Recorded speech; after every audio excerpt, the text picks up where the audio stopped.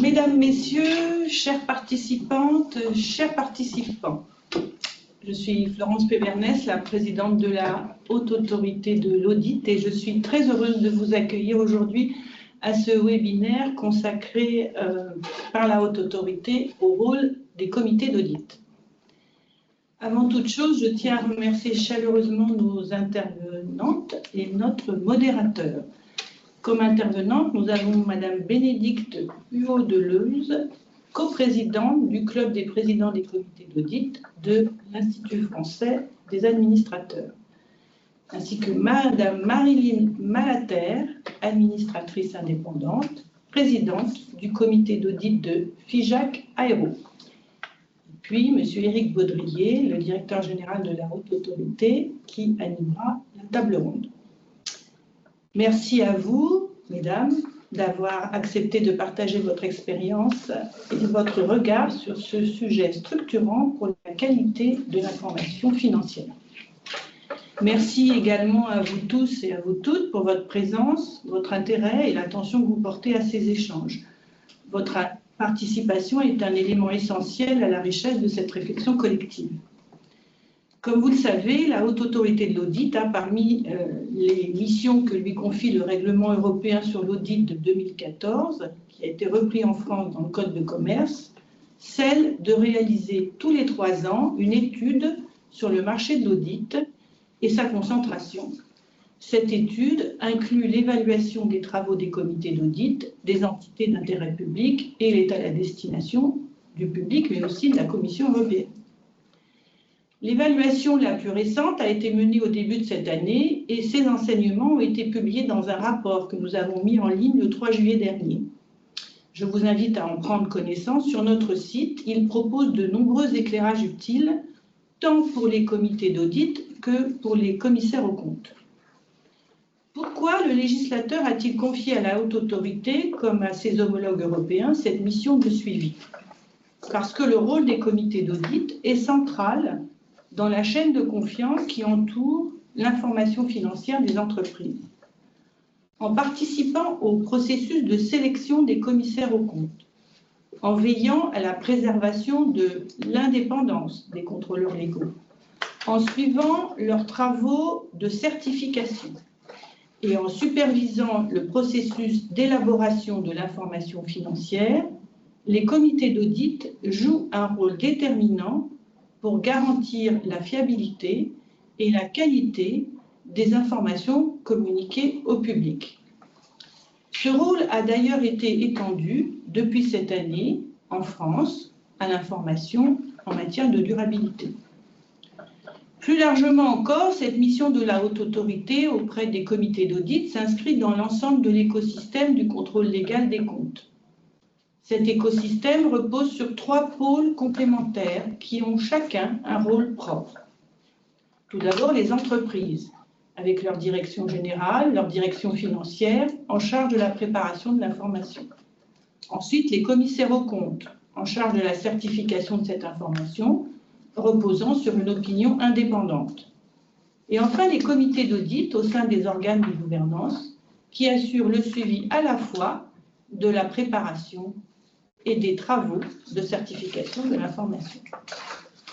L'apport de la Haute Autorité en tant que régulateur de l'audit est de contribuer par une évaluation périodique à ce que le système fonctionne de la façon dont le législateur l'a envisagé. Cela implique non seulement un suivi régulier, mais aussi, comme je le conçois, une composante de pédagogie, d'accompagnement et de facilitation du dialogue entre les acteurs. Car la confiance en la qualité de l'information financière ne dépend pas que d'un seul maillon. Elle repose sur la cohérence et la coordination de l'ensemble de la chaîne. À ce titre, les comités d'audit occupent, par rapport aux directions des entreprises et aux commissaires aux comptes, une position singulière.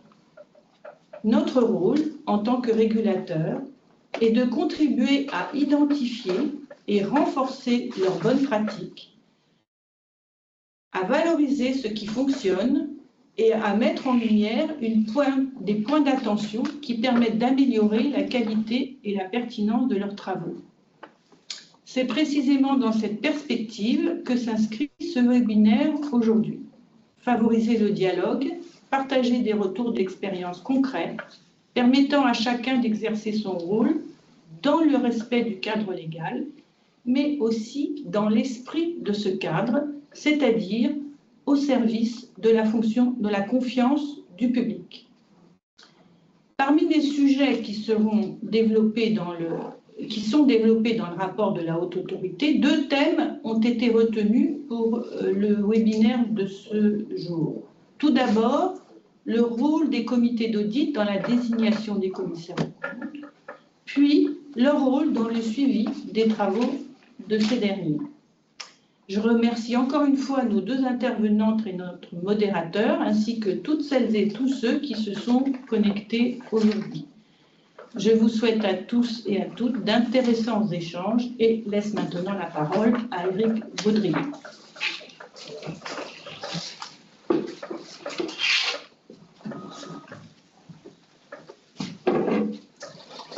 Merci Madame la Présidente.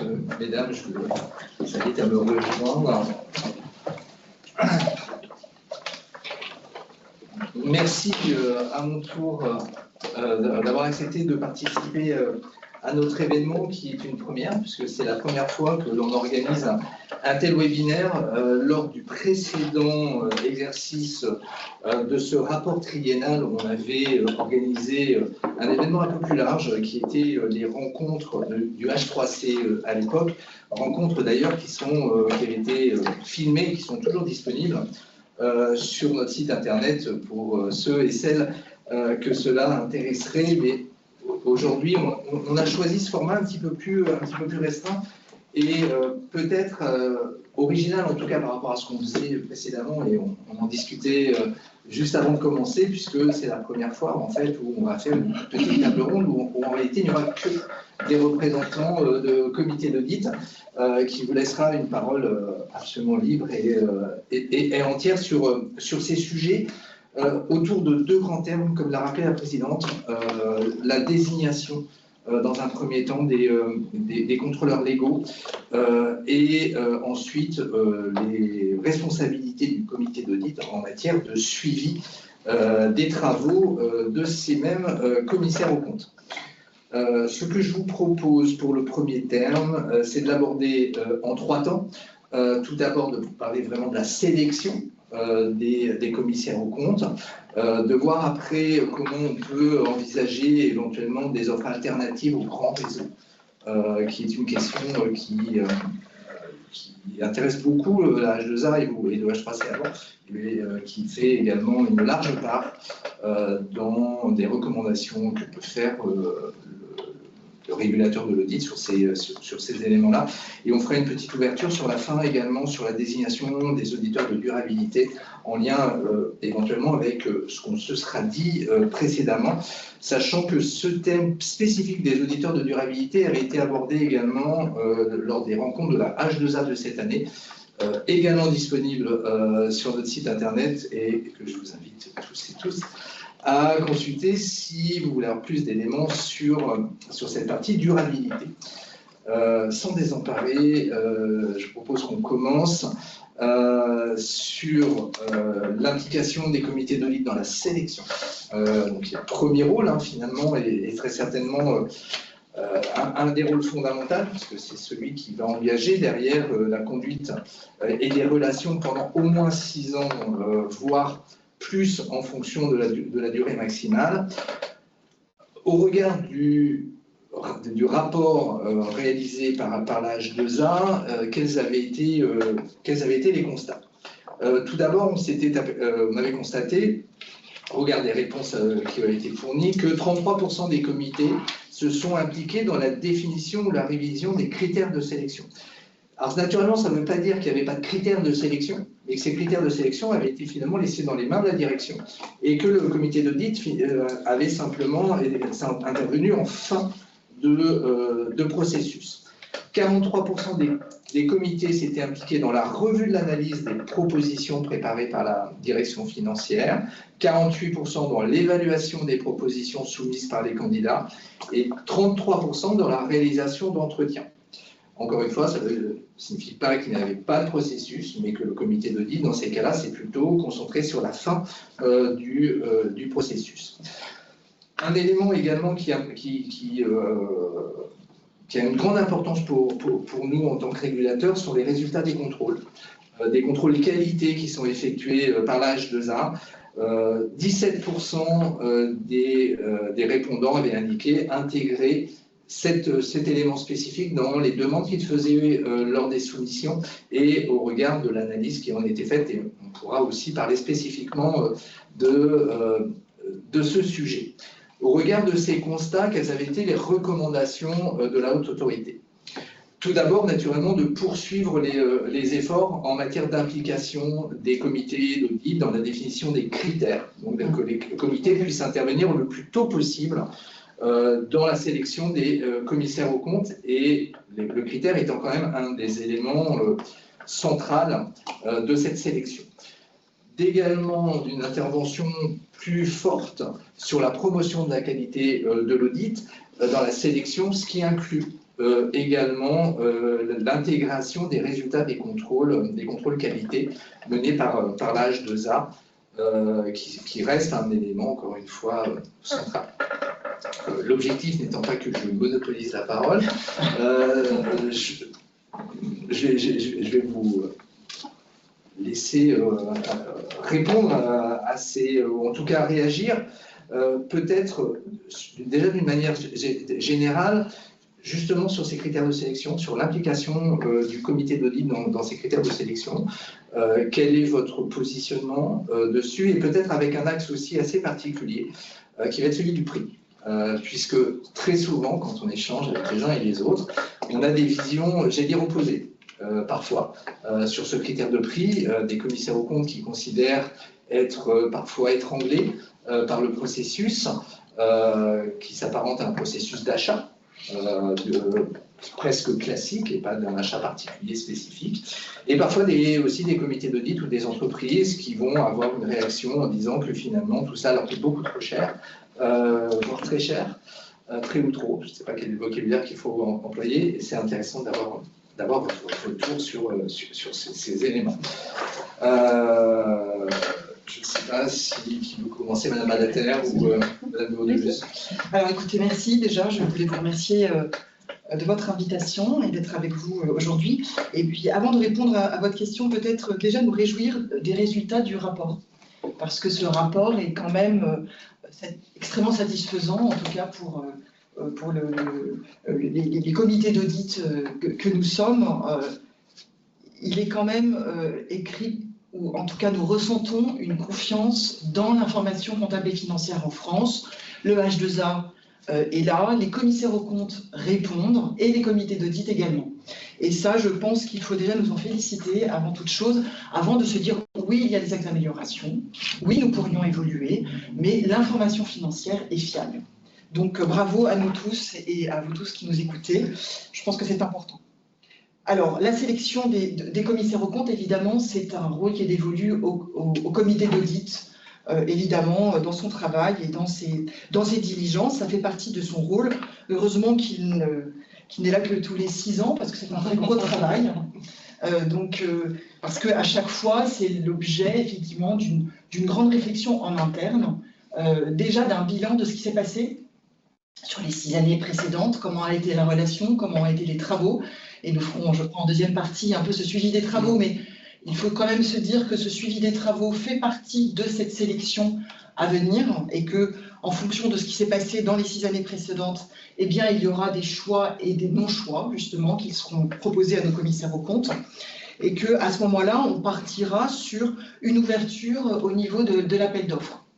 Alors, je sais que le choix, enfin, l'envie du H2A est d'ouvrir à des cabinets, on dirait de taille intermédiaire. On a les Big Four plus le Grand Français qui sont là. Enfin, voilà, je ne dévoile pas un secret d'État en parlant de cette population de cabinets d'audit qui a un réseau international, qui a quand même une puissance à l'international et surtout, quelque part pour nous, les comités d'audit, une confiance à l'international que nous avons. Et ces cabinets plus intermédiaires où, effectivement, nous pourrions travailler avec, et nous travaillons avec dans beaucoup de cas, et quelque part, nous avons besoin aussi d'avoir cette confiance à l'international. Et cette confiance à l'international, comment la réaliser, comment la faire, comment est-ce que quelque part nous pourrions nous appuyer sur eux. Alors souvent on a tendance à s'appuyer sur eux au niveau français, au niveau social finalement, quand on va les prendre, on va leur confier le social français et laisser à l'international les bigs ou les grands réseaux. Voilà, c'est peut-être une complémentarité qui est déjà organisée et qui fonctionne comme ça. Si nous devions donner plus, il faudrait que nous soyons plus dans la confiance à l'international. Sur le réseau, comment faire? Comment est-ce qu'on pourrait avoir des critères d'évaluation sur ces cabinets? Comment est-ce que le H2A pourrait nous rassurer également sur cet international et sur ce réseau à l'international? Je vous renvoie un peu finalement la demande de diligence peut-être spécifique sur comment est-ce qu'on pourrait être rassuré sur ces réseaux à l'international.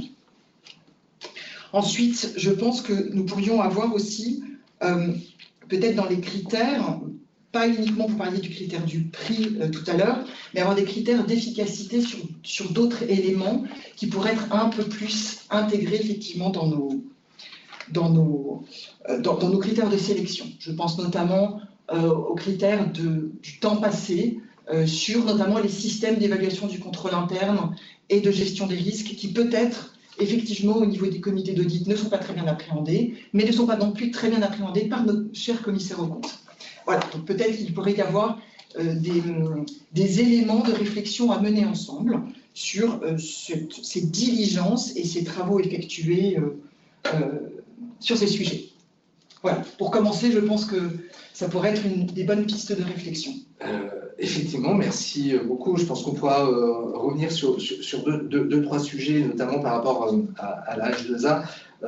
Madame Alater, peut-être des éléments complémentaires ou, Oui, sur la sélection des commissaires aux comptes, eh bien, merci également pour l'invitation. Ce que je peux vous dire ce matin, c'est vous faire part un petit peu de l'expérience en tant que président du comité d'audit de la société dont je suis administratrice. Dans ce cadre-là, depuis, et ça fait maintenant 7 ans, 8 ans même, j'ai eu à 2 reprises, en fait, à mener avec la direction financière de la société une sélection de commissaires aux comptes avec appel d'offres qui a été rédigé en collaboration avec la direction financière, et nous avons véritablement partagé ensemble et effectué ensemble cette rédaction d'appel d'offres qui a été ensuite adressée, qui n'a pas été publique, mais qui a ensuite été adressée à différents cabinets. Alors bien évidemment des bigs, mais pas uniquement des big four, ça a été plutôt, on va dire, des big 10, si je puis dire. Et ceci avec bien évidemment différents critères de sélection, mais le montant des honoraires ne faisait pas partie de l'élément, je dirais, prépondérant parmi les critères de sélection. Les honoraires étaient importants, certes, bien évidemment, mais il faut d'abord remplir certains critères avant d'arriver à ce niveau-là des honoraires, lequel peut être déterminant dans un choix, bien entendu. Voilà, donc je pense que ça c'est quand même un petit peu important. Et dans les critères de sélection, bien évidemment, ça va être l'expérience de l'équipe, la qualité de l'équipe et de l'associé, qui va porter bien évidemment je dirais, la mission, et qui va s'engager au moment où il répond à son appel d'offres, pardon. Et également, un point qui a été très important, ça a été l'expérience dans le domaine d'activité, puisque c'était un critère très important par rapport à la société, par rapport au domaine qui est un petit peu spécifique, bien entendu. Et voilà pour ces premiers éléments. Merci beaucoup. Peut-être pour faire le lien avec ce que disait Mme Hugo-Deluz sur l'importance du réseau, de sa couverture. Est-ce que c'est un sujet qui vous a préoccupé ou vous avez vu des complémentarités possibles Complémentarité possible, oui, ça n'a pas été immédiatement le point le plus important. Ceci étant, effectivement, une qualité de signature et avec la présence d'un BIC qui a une signature à l'international faisait partie ou a fait partie parmi ces appels d'offres du choix et de la sélection qui a été opérée, oui. Donc la couverture a été importante aussi. Et sur le sujet du momentum d'implication du comité d'audit, oui. Vous êtes impliqué dès le départ? Oui, dès le départ. Implication dès le départ, une première trame qui est rédigée par la société, mais que l'on partage très rapidement pour la compléter, la finaliser. Donc, le choix des candidats qui vont être adressés, bien évidemment, et ensuite la sélection qui s'opère ensemble avec le comité d'audit. Donc, implication totale. Et sur ce que vous avez pu observer peut-être d'une manière un peu plus large, vous voyez aussi une application vraiment sur tout le processus des comités d'audit qui se développe, ou on reste encore sur des choses plutôt tardives? J'aimerais dire que les comités d'audit s'impliquent dès le début, et franchement, je pense que c'est dans leur diligence. Bon, les résultats, force est de constater que dans le rapport, ça n'est pas tout à fait ce qui est prévu, ce qui est constaté. Bon, ça, je pense qu'il faut absolument accélérer, il faut progresser sur ce sujet-là. Si le comité d'audit n'est pas à la manœuvre du renouvellement du commissariat aux comptes, c'est vraiment un axe de progression. Voilà, ça, je crois qu'il faut vraiment être clair là-dessus, et il faut le réaffirmer. Parce que c'est effectivement dans leur diligence. Je pense que votre questionnaire a soulevé, il était très intéressant, et ces quarantaine de questions, nous l'avons fait circuler au niveau du club des présidents de comité d'audit, et il a permis peut-être aussi de voir un peu vos exigences, mais surtout des idées de démarrage beaucoup plus tôt, auxquelles peut-être certains n'avaient pas forcément pensé.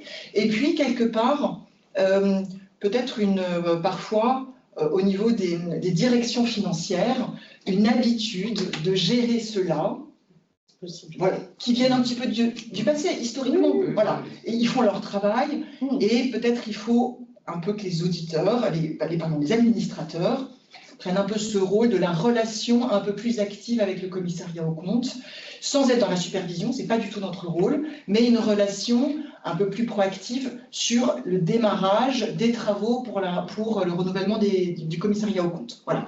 Et je pense que ce questionnaire avait une vertu de donner des idées et quelque part une légitimité pour s'emparer de ce sujet-là auprès des administrateurs, ou peut-être il y avait une forme de réserve. Nous sommes quand même des non-exécutifs. Nous n'avons pas ce rôle d'exécutif. Et c'est parfois des points de friction, hein, on ne va pas me cacher, avec les directions générales, ça n'est pas notre rôle. Nous sommes là pour vérifier, pour questionner, et pas pour agir. Or, là, parfois, nous avons peut-être un chemin de crête entre la vérification et l'action. Voilà. Et parfois, ce n'est pas évident en tant qu'administrateur. Nous ne sommes pas présents en permanence dans l'entreprise. Donc, ça n'est pas...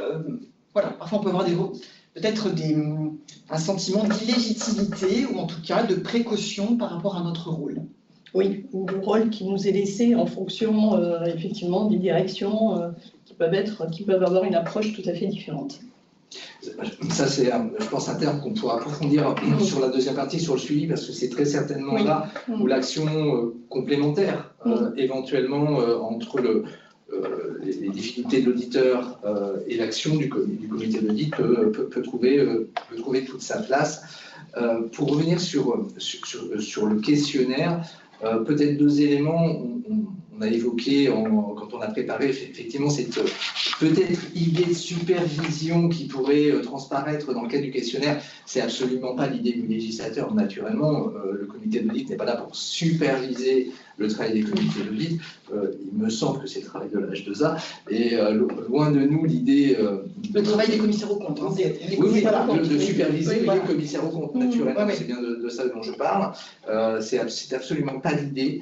Après, il y a pu y avoir des ordres de plume, de traduction du document, mais c'est effectivement pas l'idée. Ce qui avait aussi prévalu ou conduit en fait un guide pour la préparation de ce questionnaire, qui est à l'origine un questionnaire européen, hein, c'est le même questionnaire pour tout le monde, c'était aussi que ce questionnaire puisse servir, et finalement c'est un peu ce que vous évoquez, aux différents comités d'audit comme une grille de lecture de la législation, un rappel aussi finalement de ce qui est attendu des comités d'audit, et l'orientation des questions permet justement de voir finalement quelles étaient les attentes, puisque pour la majorité des questions, on s'attendait à une réponse oui, sur est-ce que vous faites, est-ce que vous faites, est-ce que vous faites, et le fait de répondre non questionne naturellement sur la façon dont les choses sont faites. Sur certains éléments, on va plus être sur des bonnes pratiques, en fait, par exemple le fait de savoir combien il y a de réunions par an, est-ce que le commissaire aux comptes est combien toutes les réunions, etc., etc. On va être plus sur des idées de bonne application finalement de l'environnement réglementaire, mais qui peut servir finalement de grille, il peut servir à l'IFA aussi dans ses travaux et dans les discussions qu'elle peut mener, et naturellement sans aucune idée, j'allais dire, de répression, qui est vraiment aujourd'hui de faire avancer les choses. Vous évoquiez tout à l'heure l'organisation, la complémentarité des réseaux à l'international et comment la H2A peut aider là-dessus. Peut-être quelques éléments importants, me semble-t-il. Déjà, les normes d'exercice professionnel des commissaires aux comptes vont imposer aux commissaires aux comptes un certain nombre de diligences, notamment parce que ce que vous évoquez, c'est avant tout pour des comptes consolidés. Le commissaire aux comptes de la consolidante a les mêmes diligences à effectuer que les filiales consolidées, soit auditées par son réseau ou auditées par un autre réseau. Ou pas du tout auditées, d'ailleurs, parce qu'on peut être dans des situations où on a un endroit où on n'a pas d'auditeur qui intervient, et dans ce cas-là, il a un certain nombre de diligences éventuellement à faire, si tant est qu'il y a des risques dans la filiale, ou qu'elle est importante ou significative en fonction des terminologies utilisées. Donc il n'y a pas de lien finalement entre qui est l'auditeur et la responsabilité et les travaux. Alors ce qui peut faire, effectivement, dans certains cas, renforcer les diligences de l'auditeur de la maison mère en fonction de qui il va rencontrer dans le réseau. Donc il n'y a pas de lien direct. Et déjà, on a ce contrôle qualitatif qui est fait par l'auditeur de tête. Après, la H2A n'a pas de rôle direct pour aller contrôler un commissaire aux comptes dans des pays étrangers. Cela étant, on a un cadre international aujourd'hui qui est quand même relativement puissant. La H2A est membre de l'IFIAP, qui est une organisation internationale qui contient 57 juridictions. Donc on a au moins 57 juridictions qui ont une communion, on va dire, de règles qui sont à peu près équivalentes, notamment dans la qualité recherchée, dans la pression que l'on peut faire sur la qualité des audits dans ces différents pays, ce qui permet déjà d'orienter aussi les choix et de se dire, finalement, si j'ai un auditeur local dans un pays dont le régulateur est membre de l'IFIA, on peut s'attendre finalement à avoir une régulation efficace dans ces pays. Je ne dis pas naturellement que les pays non membres de l'IFIA n'ont pas une régulation efficace. En tout cas, il n'y a pas cette facilité finalement à se dire il est membre de l'IFIA, donc il y a déjà un prérequis, une préanalyse finalement de ces éléments de qualité. Mais j'entends tout à fait ce que vous soulignez peut-être aussi, qui est l'importance dans ces cas-là pour ces cabinets qui ne font pas partie de ces grands réseaux, ils sont peut-être moins connus en termes de couverture, d'améliorer et d'approfondir finalement leur soumission et la façon dont ils vont se présenter devant les comités d'audit pour marquer et souligner la façon dont ils sont susceptibles de couvrir un certain nombre de pays, qui permet effectivement une ouverture. Comme on l'a souligné dans le rapport de suivi du marché, pour nous c'est quelque chose d'important, cette ouverture, de ne pas avoir un marché qui soit trop concentré, de façon aussi a laissé au comité d'audit et aux entreprises finalement plus de latitude dans le choix. Et ce qui va me permettre d'aborder un autre élément par rapport à la problématique de sélection qui est un petit peu plus large, qui est les autres services que peut faire, je dirais, la communauté finalement des commissaires aux comptes, donc pas forcément le vôtre, celui d'entreprise, qui peut être un autre commissaire aux comptes. Et on sait qu'on a des règles d'indépendance qui sont très fortes en France et en Europe et d'une manière générale dans tous les grands pays.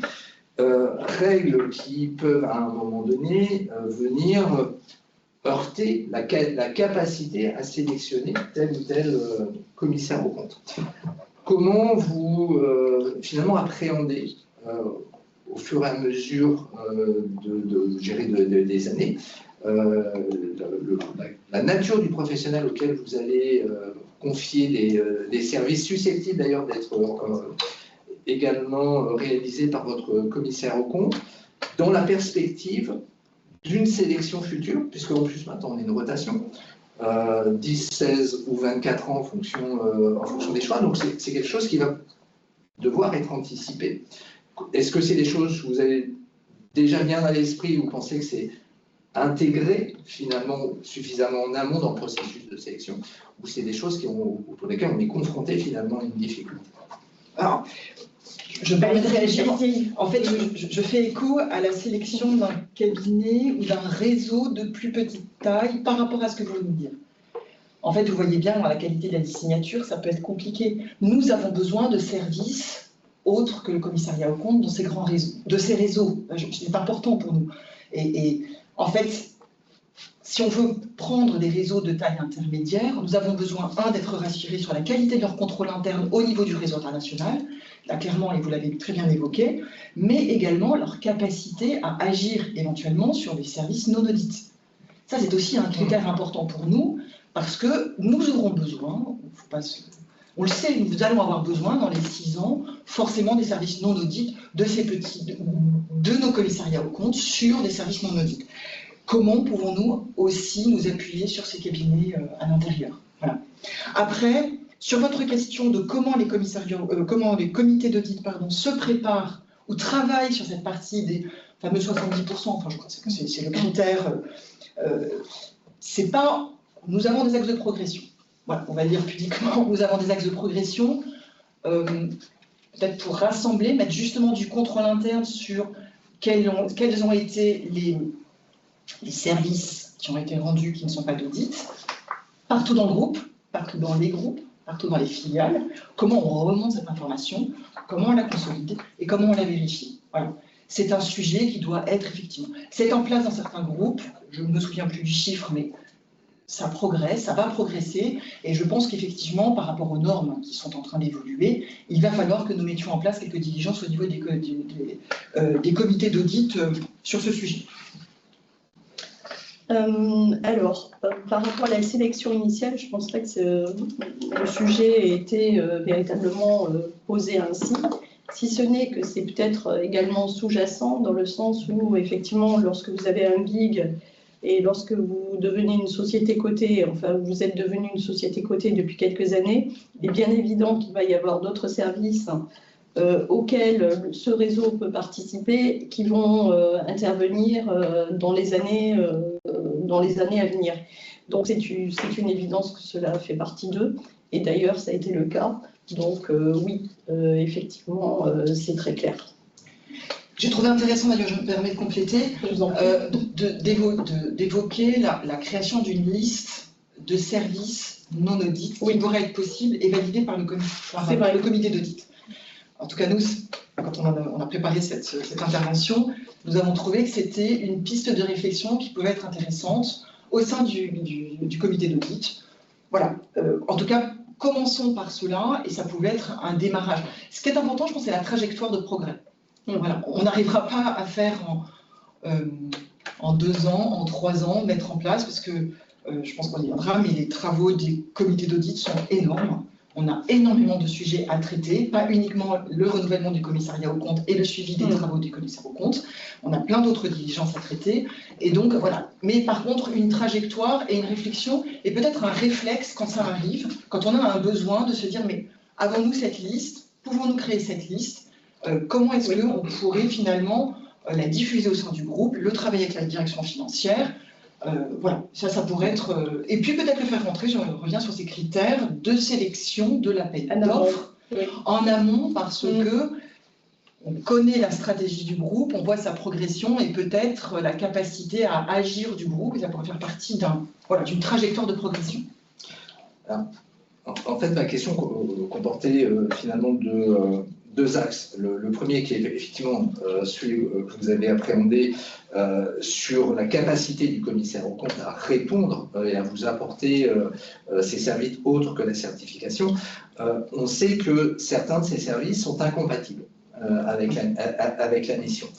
Et l'autre question, finalement, était de savoir comment vous pouvez, et si les comités d'audit appréhendent correctement dans la continuité le fait que dans la sélection, à un moment donné, le comité d'audit peut être amené à demander à un autre commissaire aux comptes que le sien un service particulier, mais qui, compte tenu de la nature de ce service, ne lui permettra pas de répondre à un appel d'offres parce qu'il se retrouverait en situation d'incompatibilité. Est-ce que vous pensez que ces éléments-là, aujourd'hui, sont suffisamment appréhendés dans la continuité, et ce qui implique également, à notre sens, l'importance d'avoir des acteurs qui soient suffisamment nombreux pour permettre à l'ensemble des entreprises de faire un choix éclairé et de ne pas se retrouver finalement à un instant de raison heurté à une réalité qui est de dire mais j'aimerais aller vers tel cabinet mais je ne peux pas parce qu'il y a une rupture d'indépendance, au moins pendant une certaine durée, et se retrouver finalement avec un choix qui n'en est pas un. Et on a eu des échos comme cela j'allais dire, entre 2016 et aujourd'hui, avec les évolutions de la réforme européenne de l'audit, avec des sociétés qui ont dit que moi, je n'avais pas de choix, puisque à un moment donné, compte tenu de ma structure, des choix.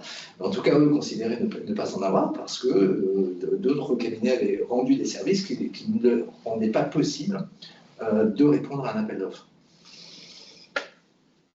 Alors moi, je dirais que si les comités d'audit... Alors, il y a deux choses. Je pense que les comités d'audit aujourd'hui savent quelles sont les missions interdites, entre guillemets, interdites, non compatibles avec derrière la certification des comptes. Voilà, ça, je pense que les comités d'audit aujourd'hui savent. Merci Sarban Oxley, merci Enron, merci... Voilà, on a quand même eu des grands cas qui nous ont bien marqués sur les 20 dernières années ou les 30 dernières années. Donc ça, c'est la première chose. La deuxième chose, si nous n'étions pas éventuellement au courant de cette incompatibilité, je peux vous dire que les commissaires aux comptes, eux, le savent. Voilà. Et que parfois, nous avons des négociations. Pardonnez-moi, c'est entre nous, c'est pas enregistré. Personne ne nous écoute. Personne ne nous écoute. Nous avons des négociations dignes de certains souks du Maghreb sur non, nous ne viendrons pas vous aider là-dedans parce que nous voulons concourir et qu'actuellement, nous sommes incompatibles. Et que nous pouvons nous retrouver, nous, les entreprises, dans des situations compliquées où, effectivement, le service ne peut pas être rendu parce que demain, ça les empêche d'avancer et de concourir. Voilà. Et là, nous nous retrouvons... Ce qui est plutôt sain. Finalement, à un moment donné, mais ce qui oblige aussi de permettre l'émergence, finalement, de réseaux suffisamment structurés pour pouvoir vous apporter finalement l'ensemble des sélections. Et quand le collège de la H2A loue ou essaie de garder aussi cette spécificité française au regard de certains pays, qui est l'hétérogénéité de la profession, le fait qu'on ne soit pas trop concentré. On est quand même un pays beaucoup moins concentré que ça peut exister dans certains pays. C'est aussi finalement j'allais dire, c'est pas pour donner de l'activité à un plus grand nombre, c'est aussi et surtout pour permettre aux entreprises d'avoir un choix le plus large et de ne pas se retrouver bloqué à un moment donné en se disant mais finalement je n'ai pas de choix, parce que je n'ai pas assez d'acteurs. Et il nous semble qu'une des clés de cela est aussi dans la main des entreprises, et donc à un moment donné dans le choix des comités d'audit, de permettre finalement cet essor. Et comme on disait tout à l'heure qu'on a en France 4 grands plus 1, c'est aussi finalement le marché français qui a permis à ce cinquième d'avoir la place qu'il a aujourd'hui, parce que les spécificités du marché français lui ont permis, et les entreprises aussi lui ont permis d'avoir la place qu'il a aujourd'hui. Et on voit dans certains pays que lorsqu'on a 4 grands acteurs, ça devient à un moment donné compliqué.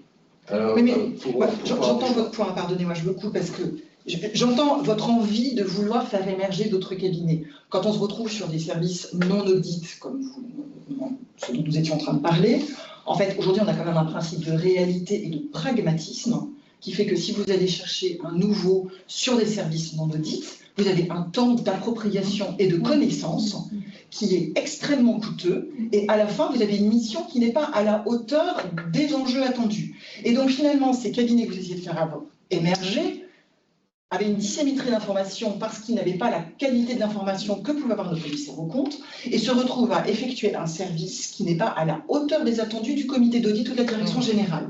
Et là, en fait, c'est du perdant-perdant. Vous avez perdu du temps pour l'entreprise, et vous avez essayé de faire émerger un cabinet, un deuxième cabinet, un autre cabinet, et en fait, il n'est pas à la hauteur. Mais objectivement, il ne pouvait pas être à la hauteur, c'est compliqué, parce que par rapport à la connaissance qu'a un commissaire aux comptes, c'est difficile. Vous voyez? Donc, voilà, j'ai une perte de temps pour tout le monde, et d'efficacité. Et quelque part, ces nouveaux entrants ne peuvent pas montrer la qualité de ce qu'ils font, parce qu'ils n'ont pas cette connaissance intime ou profonde des systèmes de contrôle interne ou des systèmes de l'entreprise. Je partage complètement votre point de vue. Alors, personnellement, je n'y ai pas été confrontée. Ce n'a pas été un sujet, mais ce que dit Madame est tout à fait vrai, parce que le temps d'appropriation va forcément être très important. Les commissaires aux comptes, de par leur mission, connaissent parfaitement l'entreprise. Et ceci facilite énormément, effectivement, le travail sur d'autres missions, toutes celles qui peuvent effectivement effectuer. Non, mais effectivement, c'est une des difficultés c'est clair. De la chose. Malgré tout, on a la chance en France d'avoir une moins grande concentration, effectivement, que certains pays. On a commencé à aborder de manière assez naturelle cette deuxième partie qui était donc sur les offres alternatives aux grands réseaux. Peut-être en complément par rapport à cette thématique, certains cabinets peuvent aujourd'hui, j'allais dire se plaindre, c'est peut-être un petit peu fort, mais en tout cas éprouver des difficultés à répondre à des appels d'offres par manque de connaissance de l'existence de ces appels d'offres. Est-ce que dans vos pratiques, ou dans ce que vous constatez, il y a des appels à ouverture, ou en tout cas à candidature, qui sont très larges, ou c'est plutôt des présélections avec un envoi ciblé de demandes de candidature? Alors pour ma part, ça a été très simple, puisque ça a été effectivement des présélections qui ont été effectuées, ainsi que je vous le disais tout à l'heure, et ceci pour les 2 appels d'offres qui ont été effectivement réalisés. Donc oui, c'est une présélection qui a été effectuée. Est-ce que c'est un choix naturel qui s'est fait, ou c'est quelque chose qui serait susceptible d'évoluer? C'est un choix naturel qui s'est fait, susceptible d'évoluer, pourquoi pas, mais même s'il y a, je pense, un appel qui est rendu public, je crains que ça ne change pas fondamentalement les choses et que naturellement, on va aller sélectionner un big parmi les thèmes. Oui, on en revient sur la qualité. Malheureusement, on en revient sur la qualité de la signature. Oui, c'est ça. Et nous entendons l'effort louable que vous souhaitez de faire émerger des cabinets. On entend tout à fait. Voilà. Après, le temps va se faire aussi, mais je pense que c'est sur la confiance relative à la robustesse de la qualité de leurs travaux à l'international. Oui, que la reconnaissance. Voilà, effectivement. Par laquelle la reconnaissance viendra. Voilà, c'est par ce biais-là que la reconnaissance viendra. Pardon, je remets les idées dans le bon sens.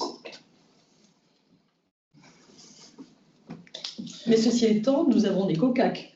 Donc, à partir du moment où nous avons des COCAC, nous pouvons avoir effectivement un des commissaires aux comptes qui remplissent effectivement cette condition-là, et notamment à l'international, ce qui est le but recherché, et l'autre COCAC qui peut être tout à fait parmi les offres alternatives et les cabinets alternatifs, dont certains ont d'une très grande qualité de travaux par ailleurs. Donc c'est effectivement ainsi que l'on pourra peut-être répondre à cette problématique-là, à partir du moment où, lorsque nous effectuerons des sélections, eh bien, nous aurons ces cabinets alternatifs qui pourront proposer une offre qui conviendra à ce qui est recherché. Peut-être qu'aussi, à vous écouter, pardon, je complète, il faudrait qu'ils soient créatifs, ces cabinets. J'ouvre. Aujourd'hui, il y a énormément d'outils numériques qui peuvent être utilisés. Alors, c'est un sujet qu'on abordera après sur la problématique de la donnée et comment est-ce qu'on évite qu'elle parte à l'international. Mais je pense que les cabinets de taille intermédiaire, ce sont les challengers. Voilà. Ils savent qu'ils partent en position de challenger. Donc, ça force la créativité. Quelle créativité peuvent-ils avoir pour être plus efficaces, moins, je dirais, embarqués ou encroutés dans des process, parce que les bigs, pour le coup, parfois, ça peut être un peu plus, je dirais, comme notre cher État, hein, avec peut-être des process à l'intérieur qui ont fait aussi leur renommée, mais un peu une complexité un peu plus importante. Et peut-être que ces petits réseaux ont une agilité à montrer, mais encore faut-il qu'ils soient créatifs, un peu plus créatifs. Et avec les outils numériques plus agiles, être en capacité de, tout en nous rassurant sur la souveraineté des données, tout en nous rassurant sur l'utilisation des données dans des algorithmes éventuels, parce qu'aujourd'hui, quand même, il y a beaucoup de solutions qui peuvent exister et d'analyses qui peuvent exister sur le marché avec des petites structures qui peuvent vraiment travailler d'une manière plus efficace sur l'analyse des chiffres. Voilà, il faudrait qu'ils soient aussi en capacité d'être plus créatifs. Voilà, je pense que ça pourrait être quelque chose, tout en nous rassurant. Enfin, je reviens sur la rassurance. Je veux dire, on ne peut pas confier si on n'a pas confiance. Je comprends, mais finalement, comment pouvoir vous rassurer et répondre à vos attentes si les appels d'offres restent confidentiels, ou en tout cas dirigés uniquement vers certains cabinets, ce qui les prive finalement potentiellement aussi de la capacité à répondre. Ça c'est clair. Pour qu'ils puissent s'exprimer et qu'ils puissent répondre, il faut ouvrir les appels d'offres. Sinon, on sera toujours dans un microcosme. Après, voyons voilà, il y a 200 000 entreprises en France, si je ne m'abuse. Hein. Là, on est peut-être en train de parler de 120 entreprises du SBF 120. Alors, je ne vais pas faire le calcul mental devant tout le monde de 200 000 moins 120. Ça reste encore beaucoup de mandats qui peuvent être travaillés. Et il y a quand même plusieurs cabinets intermédiaires qui sont dans le SBF 120. Pas beaucoup, mais il y en a. Oui, je crois que c'est 14% d'après vous. Il y en a effectivement quelques-uns, ce qui démontre aussi leur capacité finalement à pouvoir répondre. Et effectivement, le co-commissariat au compte est un atout indéniable. Et quand on parlait tout à l'heure du cinquième acteur français, c'est aussi grâce au commissariat au compte, au co-commissariat au compte, pardon, qu'on a pu faire émerger ou conserver un acteur majeur en dehors des quatre grands que l'on connaît à l'international. Effectivement, c'est majeur, mais encore une fois, les recommandations que faisait la H2A sur l'ouverture, c'était effectivement de pouvoir fournir l'information finalement à d'autres acteurs sur l'existence de ces appels d'offres. Alors effectivement, on est en train de parler de sociétés qui aujourd'hui ont des comités d'audit. Donc forcément, on est plutôt en train de parler des grandes entreprises, celles qui sont soumises à cette obligation, ou celles qui s'en sont dotées volontairement, ce qui reste une très très bonne pratique également. Mais c'est vrai que cette ouverture de l'information peut être un élément, mais ça peut être un atout effectivement aussi pour les comités d'audit, parce que ça leur permet finalement d'ouvrir leur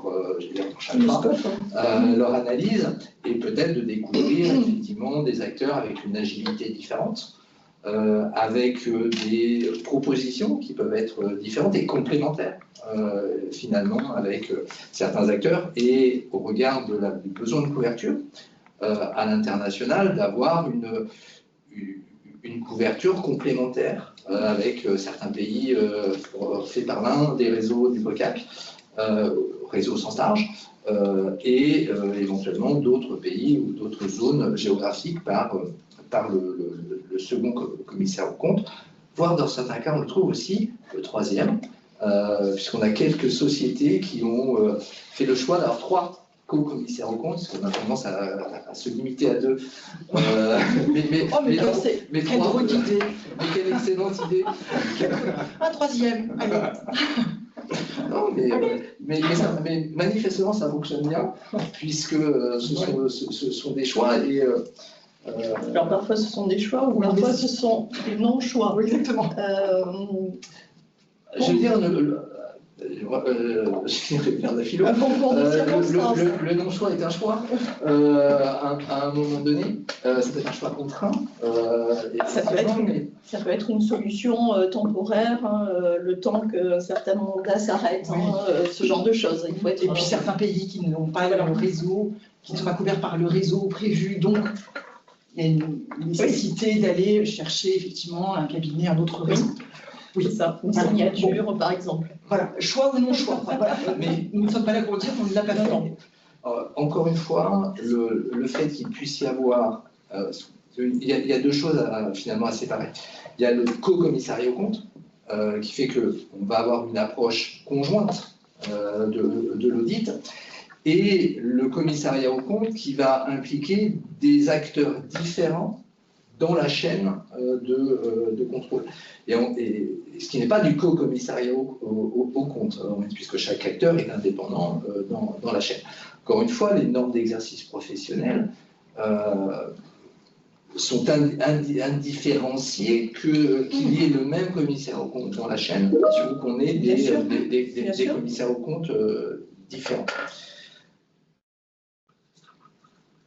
Cet élément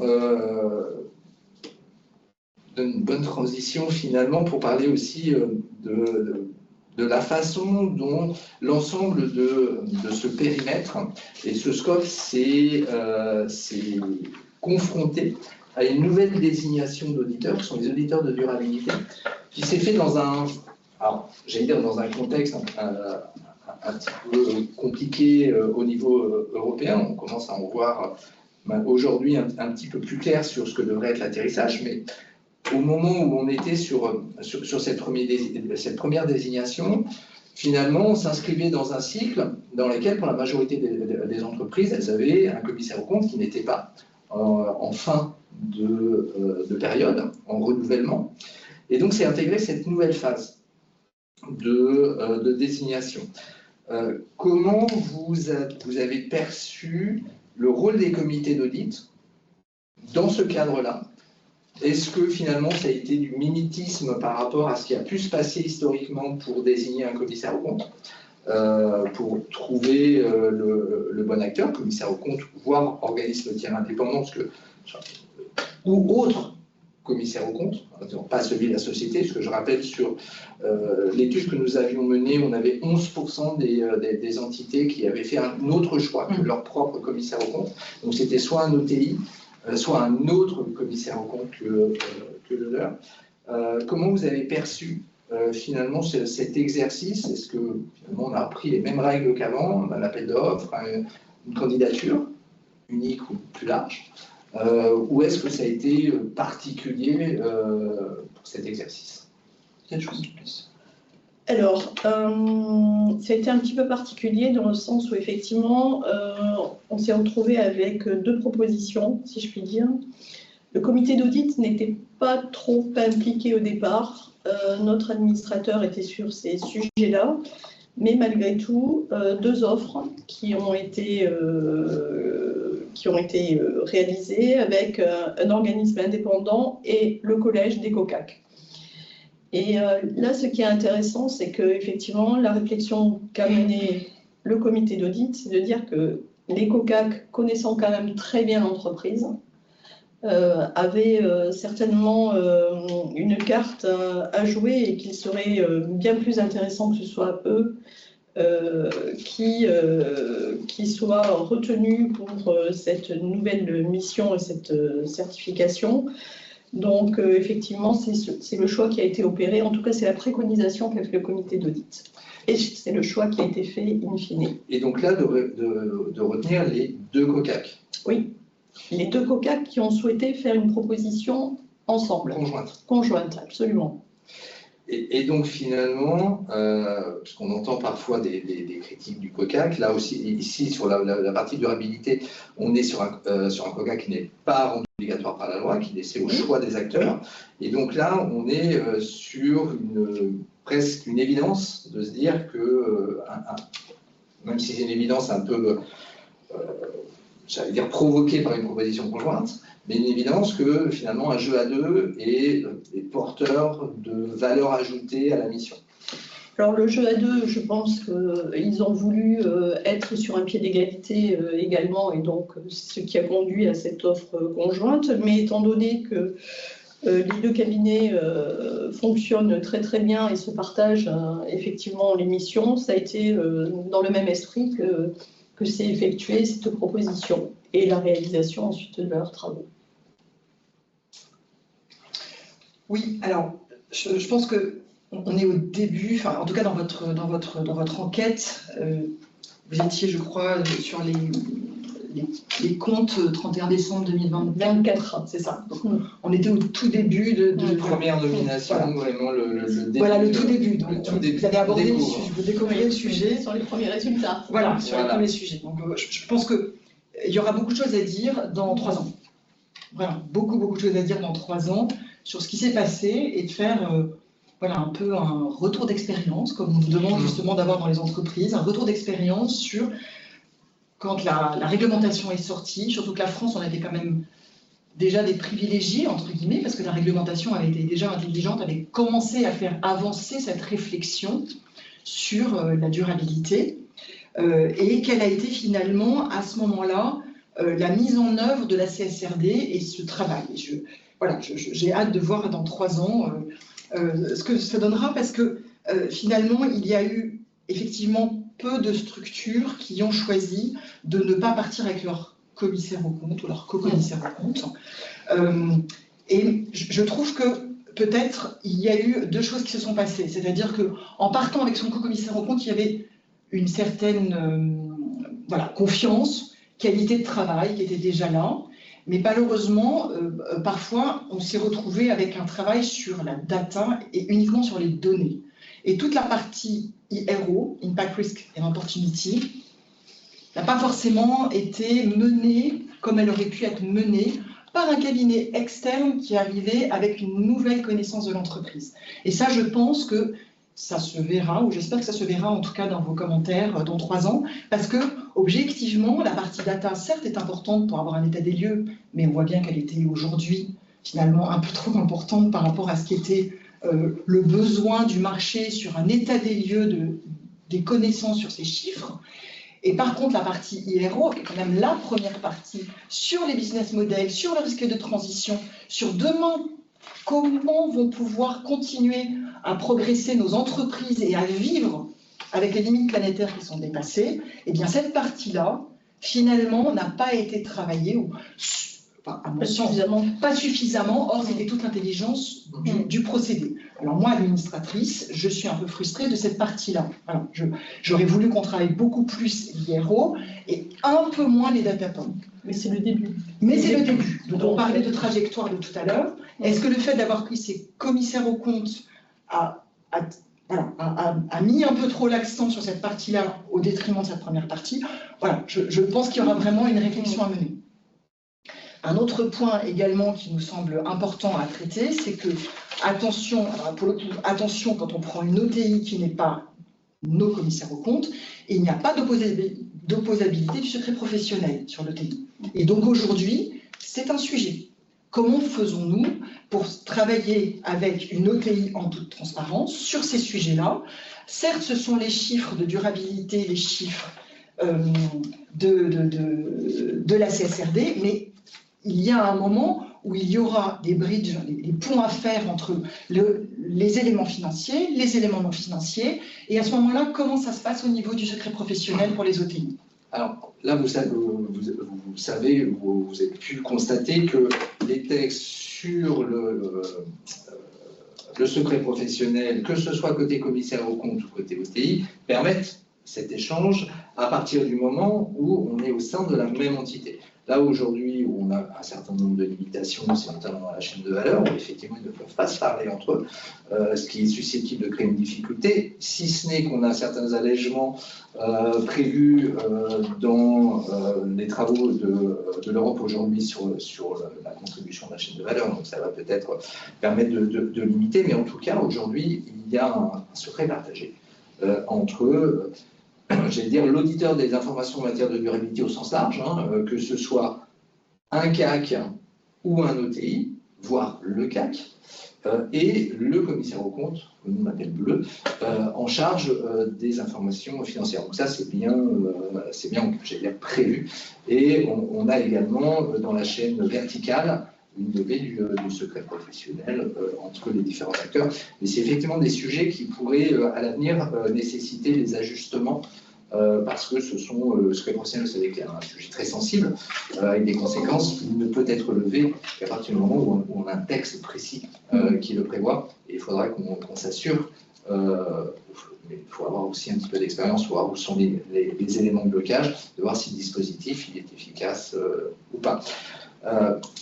Finalement, ma question qui portait plus sur la désignation nous a entraîné de manière assez naturelle sur le suivi des travaux des commissaires aux comptes, et ça tombe bien, c'était le deuxième sujet que l'on souhaitait aborder. On finit par croire qu'on a répété pendant des heures pour arriver à une telle coordination, au moins. Donc, si on aborde ce deuxième thème presque à l'heure, dans un premier temps, sur les travaux des commissaires aux comptes et sur le rôle critique ou d'attention particulière que doit avoir le comité d'audit, peut-être revenir quelques instants sur les constats suite au questionnaire. Il avait été identifié que 46% des comités d'audit ont procédé à l'analyse critique de l'approche d'audit établie par les contrôleurs légaux, ce qui tente à démontrer qu'un certain nombre de comités d'audit ont plutôt tendance à s'investir sur la fin de la mission et pas forcément sur l'intégralité du processus. Sur le seuil de signification retenu par les contrôleurs légaux, on a 57% des cabinets, des comités d'audit qui ont procédé à cette analyse ou en tout cas un échange avec leurs auditeurs sur le suivi. Alors, on dépasse les 50%, donc on est dans la bonne partie finalement, avec pour 36% d'entre eux des discussions peut-être certainement un peu plus approfondies sur ce sujet et sur un autre point qui était les risques identifiés par les contrôleurs légaux, qui est quand même un élément majeur, parce que c'est ce qui va orienter d'une manière assez ferme et forte les travaux et la profondeur des diligences des commissaires aux comptes. On a 29%, ce qui pourrait sembler finalement relativement faible, des comités d'audit qui se sont impliqués là-dedans. Ce qui a permis à la H2A, dans son rapport, de faire une recommandation et d'identifier de bonnes pratiques.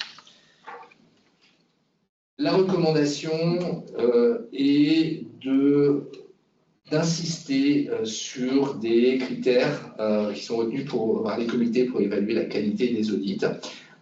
Et on va retrouver d'ailleurs des éléments que vous indiquiez précédemment sur la sélection, que sont la qualité de la communication entre les équipes internes, le comité d'audit et les équipes d'auditeurs.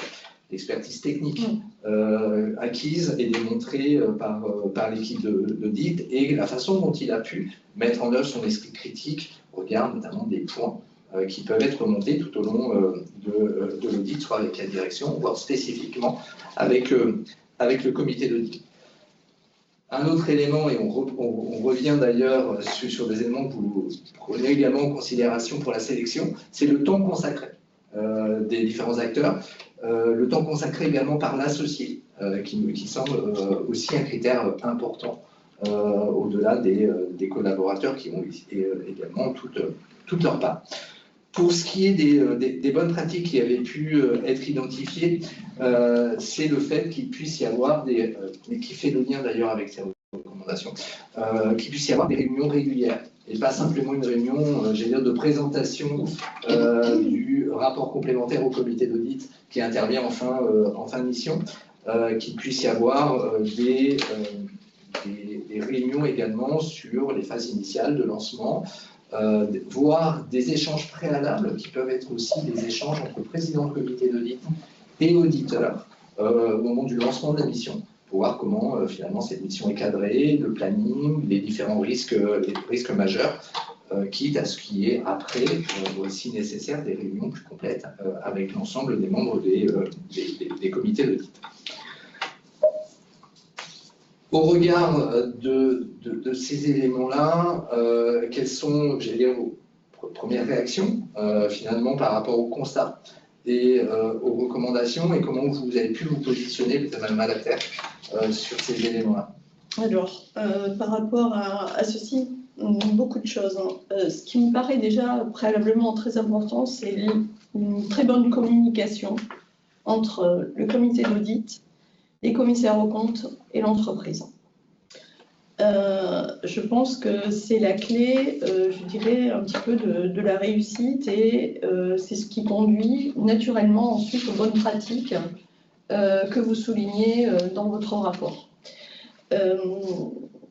Par rapport effectivement à ce que vous soulignez, à savoir 46% de comités qui participent à l'approche d'audit, etc., etc., j'ai envie de dire, à partir du moment où on a noué une bonne relation, à partir du moment où on intervient parfois en amont, où on se parle souvent, tout ceci se fait assez naturellement, sans venir, comment dirais-je, fixer des dates bien précises, ni quoi que ce soit. Je m'explique. Au cas qui m'intéresse plus particulièrement, je pense qu'on doit avoir une dizaine de réunions par an. Alors formelles, non formelles. Bien évidemment, ce ne sont pas des réunions qui comprennent chaque fois l'ensemble du comité d'audit. Ça va être des réunions Teams, des coups de fil avec des auditeurs directement, s'il y a des sujets qu'il faut aborder au cours de l'exercice, au cours du semestre, etc., etc. Ça va être d'aborder ensemble, à la fin de l'exercice précédent, on se dit, bon, ben, il y a des sujets, il faudra qu'on les traite dans l'exercice à venir. Donc, il y a une organisation qui se met naturellement en place pour parler de ces sujets-là.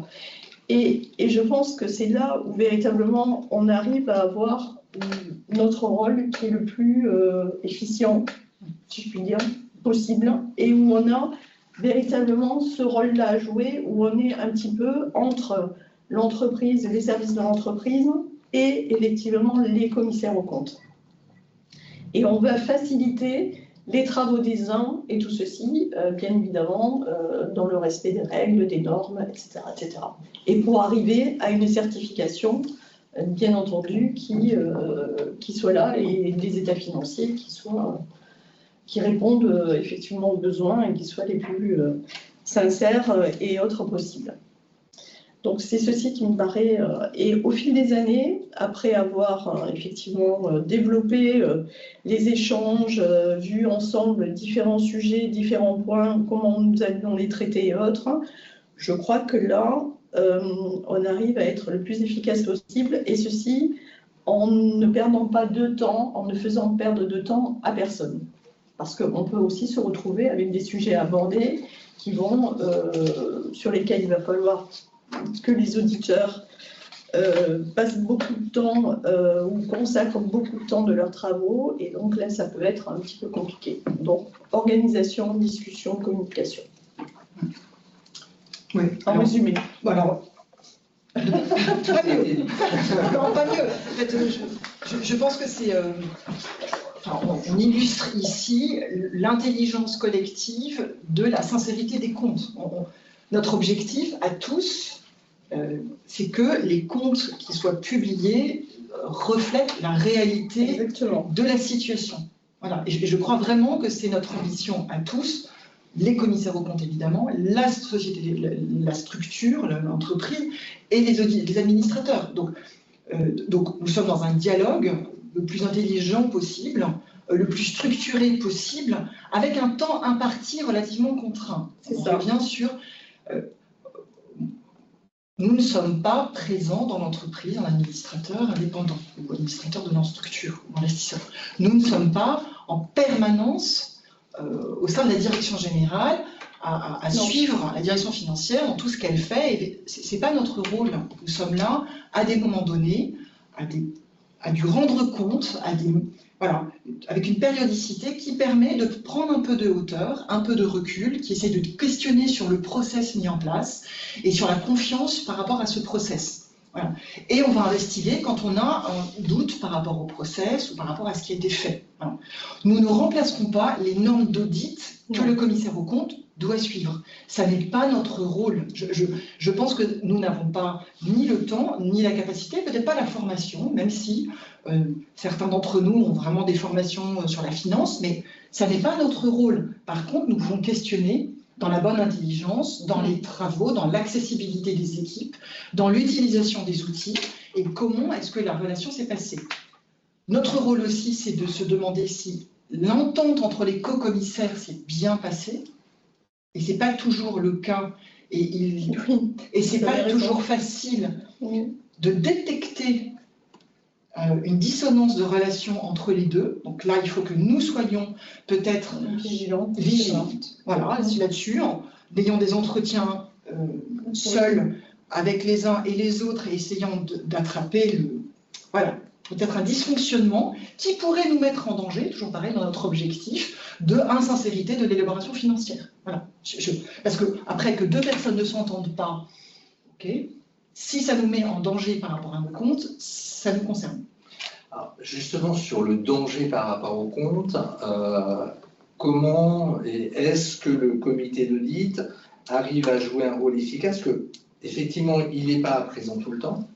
Il n'est pas la direction, vous soulignez tout à l'heure qu'il n'est pas exécutif, mais certaines difficultés du commissaire aux comptes peuvent être aussi liées à un modèle d'organisation de l'entreprise, à une spécificité, voire une défaillance à un moment donné, que ce soit de son contrôle interne, de son organisation. Ça peut être structurel. On évoquait en préparant les difficultés qu'on connaît dans le monde de la mutuelle, avec une organisation, avec des délégations de gestion, avec des actions extérieures qui peuvent rendre plus compliquée l'activité d'audit de l'auditeur externe. Est-ce que vous ressentez le rôle du comité d'audit comme suffisamment puissant et fort vis-à-vis de la direction, de l'exécutif, pour parfois justement apporter ou trouver des solutions ou convaincre l'exécutif de mettre en œuvre les bons éléments permettant au commissaire aux comptes finalement de pouvoir établir l'intégralité, de mettre en œuvre l'intégralité de ses normes et de ses diligences, sans forcément, effectivement, vous immiscer dans c'est quoi ces normes professionnelles, etc., etc. Mais justement pour essayer de trouver des solutions. Moi, je pense qu'objectivement, et d'ailleurs votre rapport le montre, ça fonctionne, le suivi des travaux, d'accord? Ça fonctionne. Le comité d'audit est bien dans son rôle, les commissaires aux comptes également, et la direction générale également, la direction financière également. Donc vraiment, je crois que ce triangle-là fonctionne. Vous faites mention des mutuelles, c'est une gouvernance qui est très spécifique. Donc moi, volontiers pour faire un deuxième webinaire sur la gouvernance des mutuelles, parce que je pense qu'on ne peut pas parler du même suivi des travaux du comité d'audit dans une gouvernance spécifique comme celle des mutuelles par rapport à une gouvernance dans les entreprises dont nous parlons plus tôt ce matin, voilà, sans exclure. Vous voyez ce que je veux dire ? Je pense que ça va faire l'objet d'une vraie réflexion. Voilà, parce que, revenons sur le suivi des travaux, cela fonctionne, ça avance et nous n'avons pas... Depuis quand date le dernier grand scandale au niveau des comptes, au niveau international, au niveau français? On a eu, oui. Ah oui, Orpea. Alors d'accord, mais est-ce qu'Orpea, c'est l'insincérité des comptes ou... Il y a une globalité, voilà. Il y a un ensemble. D'accord, mais ok, j'entends et je... Mais Orpea, c'est le problème de la poule et de l'œuf. Oui, voilà. Okay. Mais on a malgré tout quelques situations. Et par rapport à ce suivi des travaux, qui est d'une part, je vais dire, très opérationnel au moment de l'exercice de la mission, mais d'une manière plus largement sur la durée du mandat du commissaire aux comptes, comment vous appréhendez les rapports de contrôle réalisés par la H2A et avant le H3C, sachant qu'aujourd'hui, compte tenu de la réglementation telle qu'elle est en France, tous les auditeurs sont contrôlés au moins une fois tous les 6 ans. Pour les plus grands acteurs, c'est même tous les ans. Pour les très très grands. Et pour les autres, on va être dans une moyenne. Alors certains, c'est une fois tous les 3 ans, certains tous les 4 ans. Donc on a quand même une périodicité. Ce que l'on sait de manière absolue, c'est que sur un cycle de 6 ans, ils ont au moins tous été contrôlés une fois. Est-ce que vous arrivez, et la loi vous donne la possibilité, en tant que comité d'audit, de demander à vos commissaires aux comptes le résultat de ces contrôles. Le H3C, en janvier 2018, avait publié un avis qui explicitait finalement comment ce rapport de contrôle, qui peut contenir des éléments qui n'ont aucun lien avec l'entité pour laquelle, les entités pour lesquelles le comité d'audit œuvre. Donc il peut y avoir des choses qui n'ont pas à être communiquées, qui ne doivent pas l'être, qui sont couvertes par le secret professionnel. Et donc cet avis explicite la façon dont ce rapport peut être communiqué. Les résultats du sondage, du questionnaire, démontrent aussi que finalement, cet élément n'est pas forcément appréhendé à 100% par les comités. Quelle est votre réaction par rapport à ça? Est-ce que vous-même, vous les avez obtenus, vous les avez demandés? Est-ce que le fait qu'on puisse les demander est suffisamment connu par les comités? Est-ce qu'on a des facteurs de progrès sur ces éléments-là? Et peut-être que nous, H2A, on peut peut-être renforcer la communication qu'on fait là-dessus. Alors moi, sincèrement, je ne les ai pas demandés, donc pas obtenus. Mais en revanche, nous en parlons régulièrement. Donc je sais qu'ils ont les contrôles et je connais les résultats des contrôles. D'accord, il y a une transparence. Il y a une transparence. De manière générale, et on revient au sujet qu'abordait Madame, le sujet précédent, il y a en termes de bon fonctionnement, il y a la transparence. Et donc la transparence véritablement s'opère assez naturellement. Et on s'appelle assez souvent. Donc je n'ai pas de sujet de ce point de vue. Alors, nous, il est clair que quand on a préparé cette table ronde, les réactions ont été diverses. D'abord, effectivement, parfois, il y avait quand même une méconnaissance pour certains, effectivement, là encore, ce questionnement était assez intéressant, on va le demander la prochaine fois, donc merci de l'avoir rappelé. Pour d'autres, ça peut être demandé, et la réponse n'est pas toujours celle attendue. Voilà. Et je pense qu'il y a peut-être parfois un jeu du chat et de la souris, entre vos diligences qui sont faites finalement en vérification d'un dossier d'audit, alors pas de la structure dans laquelle nous sommes administrateurs, mais d'une autre structure. Et qu'il y a une opposition évidente des conclusions de vos diligences sur un concurrent. Il paraîtrait cocasse que l'on reçoive ce rapport-là. Mais ça, encore une fois, c'est bien prévu dans la ligne, c'est-à-dire qu'il est bien précisé que Le cabinet d'audit n'a pas à communiquer les résultats du contrôle pour une entité qui n'a pas de lien et qui n'est pas celle pour laquelle le comité d'audit œuvre et exerce sa mission. Donc il y a un caviardage qui est autorisé et qui est prévu. Et d'ailleurs, si finalement le cabinet ne le faisait pas, il se mettrait même en risque finalement par rapport à ça. Cela étant, le contrôle qualité a une amplitude qui n'est pas simplement sur les diligences propres à un mandat. Et d'ailleurs, elle ne couvre jamais 100% des diligences d'un mandat, parce que sinon on y passerait l'année.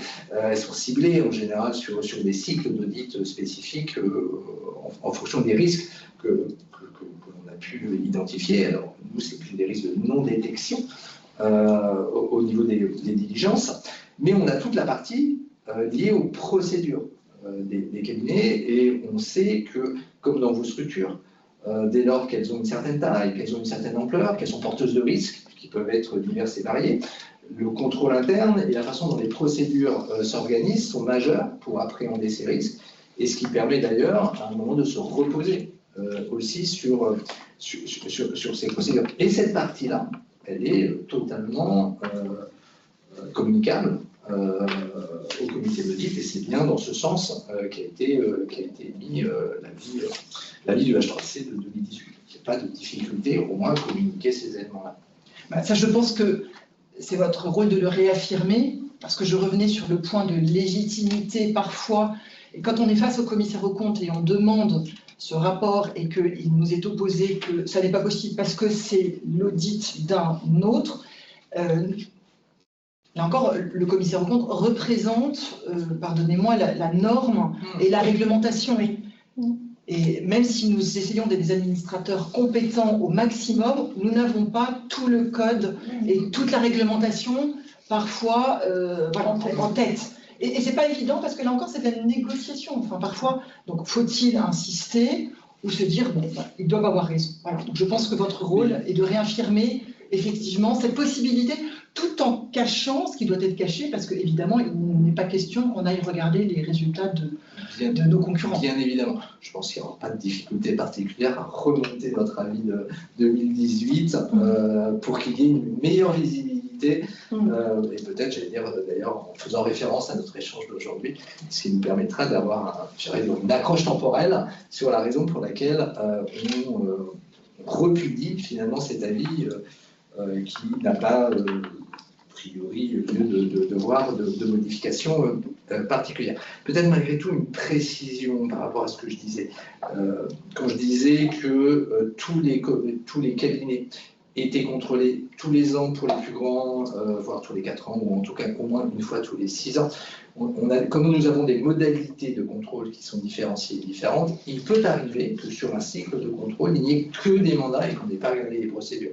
Et donc dans ces cas-là, un cabinet serait légitime, par exemple, à ne pas vous communiquer le dernier rapport en date qui ne portait que sur des mandats, mais le précédent rapport ou l'antépénultième, si vraiment il y avait eu des différences. Mais en tout cas, sur un cycle complet, il y a au moins eu une fois un contrôle portant sur ces procédures, en tout cas pour les plus grands d'entre eux, pour lesquels, naturellement, l'analyse des procédures est importante. L'autre élément peut-être d'attention qui peut avoir aussi un intérêt pour les comités d'audit et qui est toujours une saine lecture, c'est la synthèse des contrôles que nous faisons tous les ans, alors qui naturellement au premier chef est destiné au commissaire aux comptes qui identifie de manière transversale les difficultés qu'on a pu avoir dans les audits. Ça peut être aussi une lecture intéressante pour les comités d'audit parce que ça vous permet éventuellement d'identifier les zones de difficulté qui peuvent également être pour vous pas forcément un outil pour suivre les travaux des comités d'audit, mais plus pour suivre l'élaboration de l'information financière, qui est l'autre angle des missions du comité d'audit. Comme mon staff me fait signe qu'il nous reste peu de temps, et même si la discussion est très intéressante, et je pense qu'on pourrait y rester très très très longtemps, mais on avait indiqué une fin pour 10 heures. peut-être est-ce qu'on a des commentaires particuliers en ligne et des questions? On n'en a pas. Donc ce que je vous propose, c'est de passer directement, j'allais dire, à la conclusion. Et quand on avait préparé, je vous avais proposé quelque chose d'assez particulier qui était de vous confier pour finaliser cette discussion une baguette magique. Cette baguette magique ne sert qu'une fois et elle vous permet éventuellement d'avoir peut-être de solliciter s'il devait y avoir une évolution de la réglementation touchant les comités d'audit. Finalement, quelle serait-elle? Alors, je ne me souviens pas du tout de la question que je vous avais envoyée. Alors là, je suis tout à fait en manque d'inspiration sur la réglementation. S'il y avait une chose qui vous semble inappropriée ou insuffisamment aboutie, finalement, ce serait quoi? Alors, je pense que ce serait une limite. Je reviendrai sur la supervision. Les comités d'audit n'ont pas vocation à superviser le travail des commissaires aux comptes.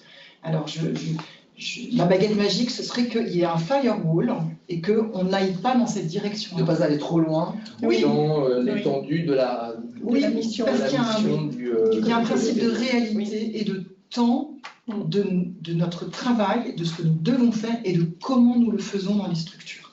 Et nous ne pourrons pas réaliser cette mission-là, ce n'est pas possible. Voilà. Je suis d'accord. Vous prenez la même. Mais ce qui est rassurant finalement, c'est que vous n'avez pas noté finalement l'éléphant au milieu du magasin de porcelaine qui serait un élément de réglementation qui serait absurde, qui bloquerait un certain nombre de choses. Mais je comprends effectivement qu'il faut aussi que la réglementation soit réaliste sur ce qui est possible et sur finalement quel est le partage aussi des travaux des uns et des autres, le commissaire aux comptes restant seul maître de sa responsabilité sur l'opinion, sur les diligences à mettre en œuvre. Et je dois dire également sur potentiellement la nécessité de porter des réserves sur son rapport s'il n'a pas été en mesure de mettre en œuvre un certain nombre de diligences ou si finalement il est confronté à une réalité qui ne peut le conduire qu'à l'émission de réserve, même si elles sont dans l'ensemble relativement limitées. Et à titre d'exemple, je prendrai ce qui s'était passé chez Atos, où à un moment donné, le commissaire aux comptes a été contraint de porter des réserves au regard de la nature du contrôle interne qui était réalisé sur une zone géographique particulière et sur un certain nombre de filiales particulières. Écoutez, merci beaucoup pour cet échange. Merci d'être venu. Également de nous rejoindre ici. On trouvait ça plus sympathique que de faire uniquement en visio. Et naturellement, l'H2A est à disposition de l'IFA en fonction des différents calendriers et agendas pour poursuivre des échanges dans des groupes de travail. En tout cas, merci beaucoup. Avec grand plaisir. Merci.